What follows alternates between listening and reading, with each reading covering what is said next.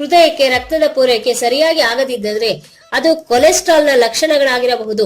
ನಮ್ಮ ದೇಹದಲ್ಲಿರುವ ಆರ್ಟರಿಗಳ ಮುಖಾಂತರ ರಕ್ತ ಸರಾಗವಾಗಿ ಹರಿಯುವುದರಿಂದ ನಮ್ಮ ಹೃದಯ ಮತ್ತು ಮೆದುಳಿಗೆ ಯಾವ ಅಪಾಯವೂ ಇರುವುದಿಲ್ಲ. ಅದೇ ರೀತಿ ರಕ್ತ ಹರಿಯುವುದರಲ್ಲಿ ತೊಂದರೆ ಆದರೆ ಕೊಲೆಸ್ಟ್ರಾಲ್ಗೆ ಕಾರಣವಾಗುತ್ತದೆ. ನಾವಿಂದು ನಿಮಗೆ 7 ಪ್ರಮುಖ ಲಕ್ಷಣಗಳನ್ನು ತಿಳಿಸಲಿದ್ದೇವೆ. ಇವುಗಳನ್ನು ಹೆಚ್ಚಾಗಿ ಕಂಡು ಬಂದರೆ ವೈದ್ಯರನ್ನು ಸಂಪರ್ಕಿಸಿ.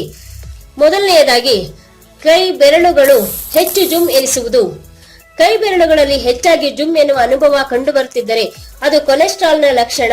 ಆ ಭಾಗದಲ್ಲಿ ರಕ್ತದ ಸಂಚಾರ ಕಡಿಮೆಯಾಗುತ್ತಿದೆ ಎಂದು ನಾವು ತಿಳಿದುಕೊಳ್ಳಬಹುದು.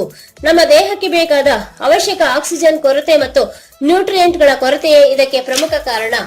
ಎರಡನೆಯದಾಗಿ, ತಲೆನೋವು.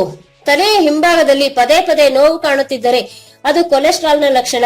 ರಕ್ತದ ಸಂಚಾರ ಕಡಿಮೆ ಇರುವ ಕಾರಣ ಈ ರೀತಿ ನೋವು ಕಂಡುಬರುತ್ತದೆ.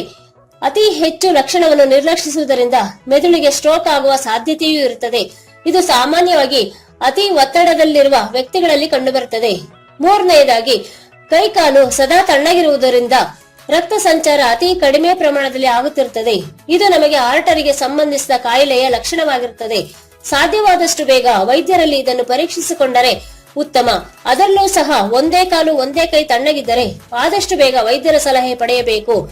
ನಾಲ್ಕನೆಯದಾಗಿ, ಎಡಭಾಗದ ಹೃದಯ ನೋವು.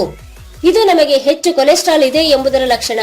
ದೇಹದ ಯಾವುದೇ ಭಾಗಕ್ಕೆ ರಕ್ತ ಸಂಚಾರ ಆಗಬೇಕಾದರೆ ಹೃದಯ ಪ್ರಮುಖ ಪಾತ್ರ ವಹಿಸುತ್ತದೆ. ಹಾಗಾಗಿ ಹೃದಯ ನೋವಿನಿಂದ ಹಾರ್ಟ್ ಅಟ್ಯಾಕ್ ಆಗುವ ಸಾಧ್ಯತೆ ಇರುತ್ತದೆ. ಹೃದಯದ ನೋವು ಕುತ್ತಿಗೆಯವರೆಗೂ ವ್ಯಾಪಿಸಿದರೆ ಅದು ಅತಿ ಹೆಚ್ಚು ಕೊಲೆಸ್ಟ್ರಾಲ್ನ ಲಕ್ಷಣ. ಐದನೆಯದಾಗಿ, ಕಣ್ಣಿನ ಸುತ್ತ ಗುಳ್ಳೆ. ಕೊಲೆಸ್ಟ್ರಾಲ್ ಹೆಚ್ಚಾದರೆ ಅದು ಪ್ರಮುಖವಾಗಿ ಕಣ್ಣಿನ ಬಳಿ ಒಂದು ಗುಳ್ಳೆ ಏಳುತ್ತದೆ. ಕಣ್ಣುಗಳು ಚಿಕ್ಕ ಚಿಕ್ಕ ರಕ್ತನಾಳಗಳಿಂದ ಕೂಡಿವೆ. ಅತಿ ಹೆಚ್ಚು ಪಿಸುರು ಕಂಡು ಬರುತ್ತಿದ್ದರೆ ಅದು ಕೂಡ ಕೊಲೆಸ್ಟ್ರಾಲ್ನ ಒಂದು ಲಕ್ಷಣ. ನಮ್ಮ ಮೊಣಕೈ, ಮೊಣಕಾಲ್ ಅಥವಾ ದೇಹದ ಯಾವುದೇ ಭಾಗಗಳಲ್ಲಿ ದಪ್ಪದಾದ ಗುಳ್ಳೆಗಳು ಏಳುತ್ತವೆ. ಈ ಗುಳ್ಳೆಗಳು ನೋಡಲು ಕಡು ಹಳದಿ ಬಣ್ಣದಾಗಿರುತ್ತದೆ. ಪ್ರಮುಖವಾಗಿ 14 ವರ್ಷದ ಒಳಗಿನ ಮಕ್ಕಳಲ್ಲಿ ಈ ಲಕ್ಷಣ ಕಂಡು ಬರಬಹುದು. ಆರನೆಯದಾಗಿ, ಕೆಂಪು ಮುಖ. ಅತಿ ಒತ್ತಡದಿಂದ ಕೆಲಸ ಮಾಡುತ್ತಿರುವವರಲ್ಲಿ ಮುಖ ಕೆಂಪಾಗುವುದು ಕೊಲೆಸ್ಟ್ರಾಲ್ನ ಒಂದು ಲಕ್ಷಣ. ಇಂತಹವರಲ್ಲಿ ಅತಿ ಬೇಗ ಕೋಪ ಬರುವುದು ಕಂಡುಬರುತ್ತದೆ. ಏಳನೆಯದಾಗಿ, ಅಪಧಮನಿಯ ತೊಂದರೆ. ಕೈ ಮಣಿಕಟ್ಟು, ಕಾಲಿನ ಹಿಮ್ಮಡಿ ಭಾಗ ಪದೇ ಪದೇ ನೋಯುತ್ತಿದ್ದರೆ ನಮಗೆ ಕೊಲೆಸ್ಟ್ರಾಲ್ ಇರುವ ಸಾಧ್ಯತೆ ಇರುತ್ತದೆ.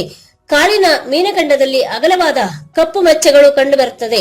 ನಿಮಗೆ ಕಾಲಿನಲ್ಲಿ ಉರಿ ಅಥವಾ ನೋವು ಕಾಣುತ್ತಿದ್ದರೆ ಅದು ಕೊಲೆಸ್ಟ್ರಾಲ್ನ ಲಕ್ಷಣ. ಈ 7 ಲಕ್ಷಣಗಳಲ್ಲಿ ಹೆಚ್ಚು ಲಕ್ಷಣಗಳು ನಿಮ್ಮಲ್ಲಿ ಕಾಣಿಸಿದರೆ ಕೂಡಲೇ ವೈದ್ಯರಿಂದ ಸೂಕ್ತ ಸಲಹೆ ಪಡೆಯುವುದು ಉತ್ತಮ. ಕೊಲೆಸ್ಟ್ರಾಲ್ ಅನ್ನು ಎಂದಿಗೂ ನಿರ್ಲಕ್ಷಿಸಬೇಡಿ.